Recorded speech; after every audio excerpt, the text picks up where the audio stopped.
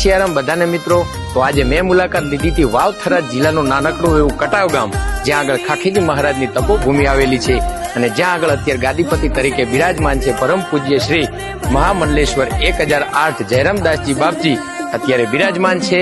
અને ત્યાં આગળ મસ્ત મજાની શ્રીમદ ભગવત કથાનું આયોજન કરવામાં આવેલ છે, જેની તારીખ છે 2/6/2026 થી માંડી અને 8/6/2026 સુધી। તો બધાને ભાવભર્યું આમંત્રણ છે, જરૂરથી પધારજો।